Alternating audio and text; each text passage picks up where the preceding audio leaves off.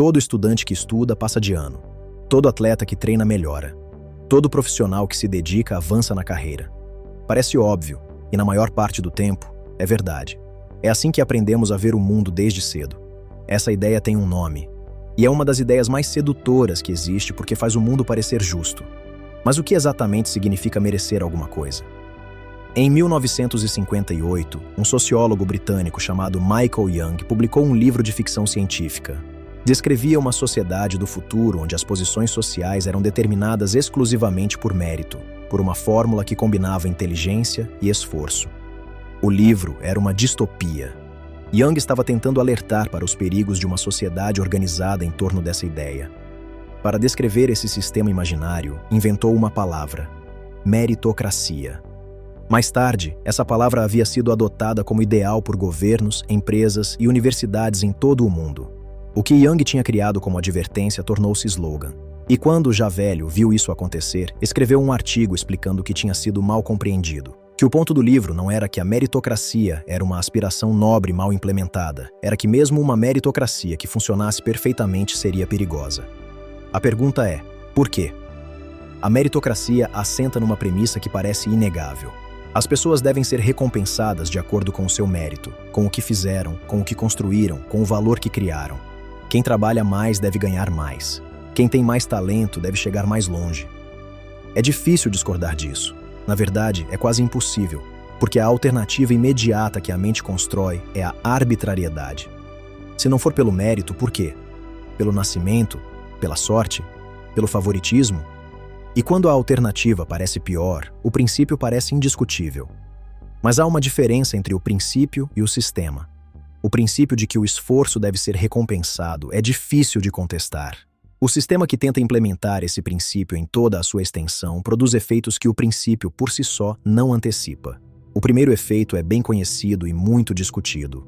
O mérito não é medido em condições iguais. Dois estudantes com a mesma inteligência e o mesmo esforço não chegam ao mesmo resultado se um cresceu com acesso a boas escolas, tutores, tempo para estudar e uma rede de contactos e o outro cresceu sem isso. O ponto de partida contamina o resultado. E quando o resultado é atribuído ao mérito, quando o que chegou mereceu e o que não chegou não mereceu, estamos chamando mérito ao que é, em parte, circunstância. Isto é verdade, é importante.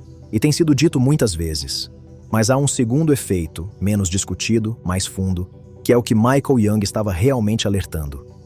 Mesmo numa meritocracia que funcionasse perfeitamente, mesmo numa onde as condições fossem genuinamente iguais, algo injusto ainda aconteceria. Quando o sucesso é atribuído ao mérito, a mensagem implícita é clara. Quem chegou, chegou porque merecia. Mas a outra face dessa medalha é igualmente clara e muito menos examinada. Quem não chegou porque não merecia. Numa sociedade que acredita genuinamente na meritocracia, que acredita que as posições refletem o que as pessoas valem, o fracasso deixa de ser azar, deixa de ser circunstância, se torna julgamento. E este julgamento não precisa de ser dito em voz alta. Está embutido na lógica do sistema. Quem está no fundo está lá porque não foi suficientemente bom. O fracasso acaba se tornando falha moral. E esse efeito não atinge apenas como os vencedores veem os perdedores. Atinge como os perdedores se veem a si mesmos. Numa sociedade que acredita no mérito, falhar é humilhante de uma forma que não seria numa sociedade que atribuísse o resultado a outros fatores. Se o sistema é injusto, posso culpar o sistema. Se o sistema é justo e ainda assim não cheguei, só posso culpar a mim mesmo. A meritocracia, quando funciona bem o suficiente para parecer legítima, não distribui apenas recompensas, distribui também culpa.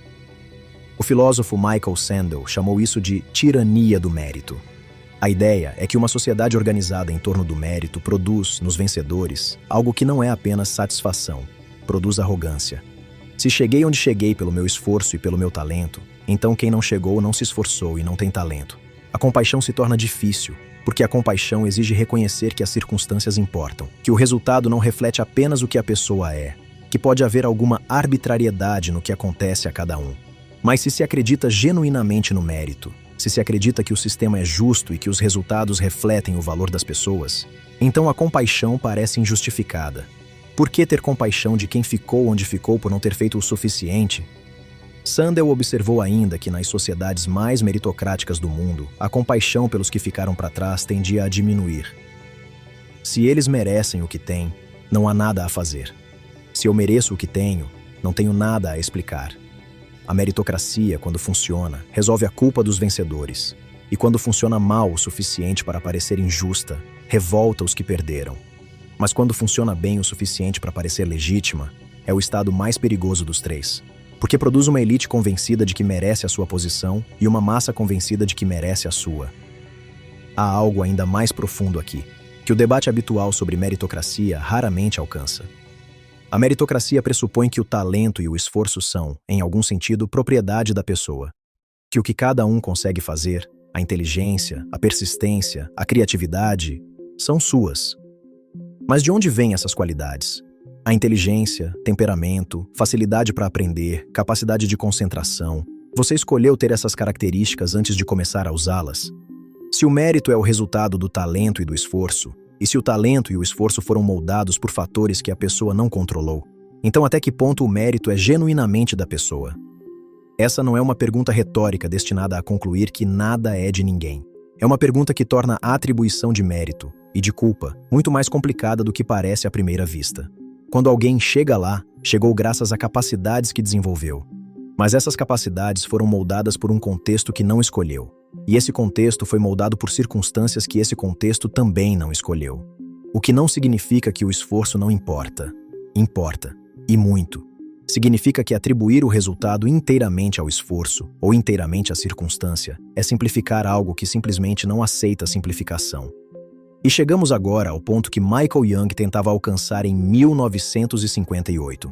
O problema da meritocracia não é apenas que é difícil de implementar de forma justa, é que mesmo quando parece funcionar, mesmo quando produz resultados que parecem refletir o esforço e o talento, opera sobre uma premissa que nunca é examinada, que os frutos do mérito pertencem inteiramente a quem os produziu, que o médico que estudou 20 anos e agora ganha bem merece cada cêntimo, e não deve nada a ninguém, que o empresário que construiu uma empresa merece inteiramente o que acumulou, independentemente da infraestrutura pública que tornou o negócio possível, das leis que protegeram a sua propriedade, dos trabalhadores que criaram o valor que ele capturou. A meritocracia, na sua versão mais pura, não é apenas um sistema de distribuição de recompensas. É uma filosofia de desvinculação. A ideia de que o sucesso é inteiramente individual e, portanto, as suas recompensas também deveriam ser. Que quem chegou não deve nada aos que tornaram a chegada possível. E quando essa filosofia se instala, quando toda a gente acredita genuinamente que chegou pelo próprio mérito e que deve o mínimo possível a quem não chegou, o tecido que mantém sociedades coesas começa a se desfazer. Devagar. Numa raiva que não sabe exatamente a quem se dirige. Até a próxima.